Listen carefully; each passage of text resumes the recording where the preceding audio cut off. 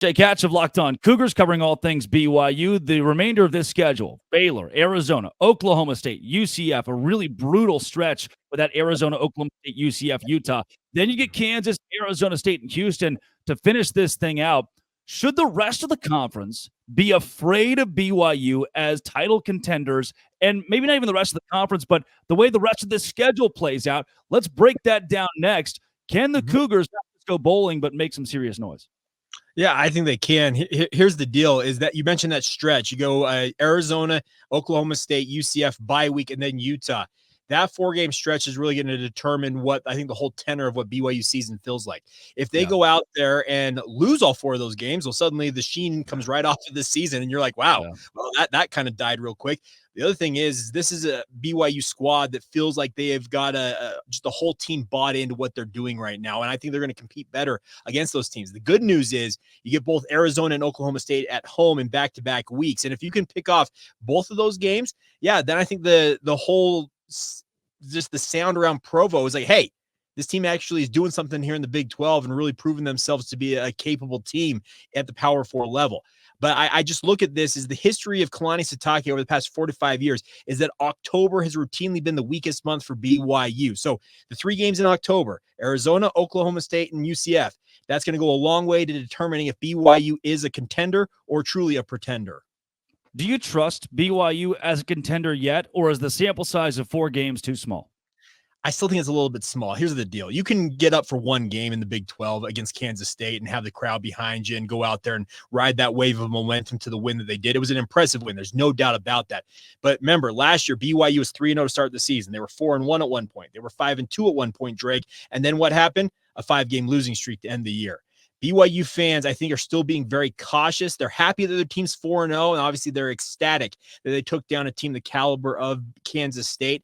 But I still think you need to take some time here, maybe the next 2 or 3 games. At that point, I think you can sit back and say, okay, this is a team that actually can make a push at this, or it's more of, okay, bowl eligibility, great, and let's see where the season goes from here. Jake, I texted Spencer McLaughlin of Locked On College Football, and the text read this was 8:30 Saturday. If BYU beats Kansas State, it's a disaster day for the Big 12.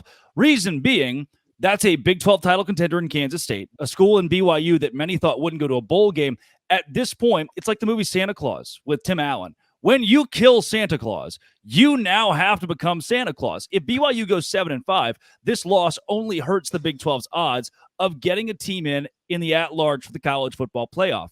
Is BYU ready to be Santa Claus? Is this imposter syndrome? I mean, how do you assess the assessment that BYU's win means the Cougars have to step up? Well, I don't think BYU wants to be, you mentioned the Santa Claus. I don't think they want to do that because they have aspirations of doing bigger and better things. This is a team, I'm speaking to players. Well, being Santa Claus is good here. You want to become Santa Claus. Okay, sure, good point. Yeah, you want to become Santa Claus. Sorry, you don't want to be the Santa Claus who ended up, dying. Yes. You don't want to have that happen. Here's the deal. Jake, you don't want to be dead Santa Claus. Yes. We've narrowed it down to that. Okay. So the bigger thing for BYU is yes, they want to do some big things this season. The coaches and players have been talking about it all off season long. They've trained hard. They've worked on a lot of the things that they hope to improve from last year to be a better team than they are. But you're right. Let's say they do go a 7-5 or an 8-4 even. That is still not going to help the Big 12 because it just so happens that this week you have Kansas State and Oklahoma State playing each other. And one of those teams that was considered to be a contender ahead of the season is now 0-2 out of the gate. And that's going to absolutely cripple any chances of an at-large bid. So, yeah, BYU would love to make a run and become one of those teams that can be in the mix there. But if the sheen does come off and they're 7-5 or 8-4, that does hurt the conference as a whole.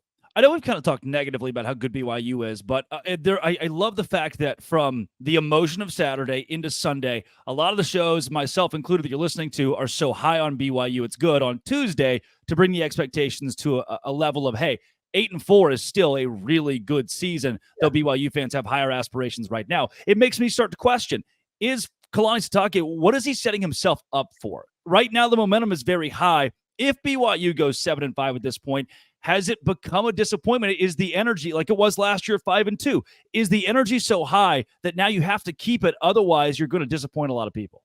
I do think you have to keep it. He's talked about this. He's talking about each game as being a statement. That's what the term he started to use for these games. So he's mentioned in his press conference this week that Game 5 against Baylor, it's their 5th statement. So he's looking at it as each one of these games has a different message to the rest of the college football universe and the Big 12 as a whole, and even to the team themselves. And they do need to keep the energy up. If you go to Baylor and fall flat on your face, that's going to leave a really bad taste in Cougar fans' mouths, because you're going to be on a bye week and then you're going to not be back in action until October 12th against Arizona. And who knows what Arizona looks like at that point. And I just look at this. You can't afford to fall flat on your face at this point. If you do, yeah, it's going to absolutely have a lot of people, Kalani Sitake included, feeling pretty down about how things started and maybe how they finished. But I look at this as a team that they are really intent on going out and showing the world that they're far better than what they were in 2023. And so far, they have proven that. They're 4-0 against all odds. I think most people would have had them 2-2 at best coming into the season.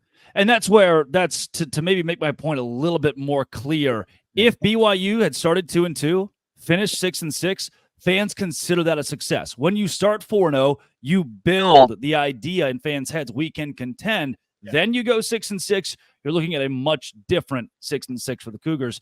Jake, when it comes to that, the emotion, the fan support, the current pomp, circumstance, and fervor for BYU, is this as good as it's been since they joined the Big 12? How does this compare to 5-2 last year, and where do fans sit following the 4-0 start? I think it's as good as it's been, absolutely, because last year BYU played a decent slate of games. They only went 2-7 in the conference, and that it didn't go the way that any BYU fan wanted it to go. Had they beaten the likes of Oklahoma or maybe in Oklahoma State last year and had gotten that elusive 6th win and gone bowling, maybe the feeling would be a little bit different right now. But the fact you beat one of the bona fide contenders in this league in Kansas State, it's absolutely the best it's been to this point. I love it. Jake, I need it to keep going. I need BYU to. And let me add one thing on that. You mentioned the 6-6 thing. I thought BYU going into the season 6-6 was the mark that I thought would be successful for BYU, because remember they were 13th out of 16 teams. So you get to bowl eligibility, that's great. But you mentioned now that they're 4-0, you got to reset expectations. I think right now 8-4 should be the bar BYU is gunning for at this point at minimum, because you start 4-0 and you go 2-6 down the stretch, ain't nobody going to be happy. Yeah, and you could argue, hey, well, in those games we played a porous Wyoming team. Well, Houston is right down the schedule. We're going to give you a win against Houston later in the year. So you're already at 5. It's just a matter of picking up wins in those tougher games. And even Kansas now proves to be easier. And what Arizona State could be, and is Arizona easier than expected? I mean, there are more wins shaping up on the schedule than maybe I had imagined for BYU based on where we are now on Tuesday, September 24th. Jake, coming up, the Pac-12 is back. They got Gonzaga, and I know you're big. You cover all things on the west side of the country, and we've talked about Gonzaga as a player in Big 12 expansion. Put on the old KSL hat here. Okay. Let's talk some Big 12 expansion on Locked On Big 12, part of the Locked On Podcast Network, your team every day.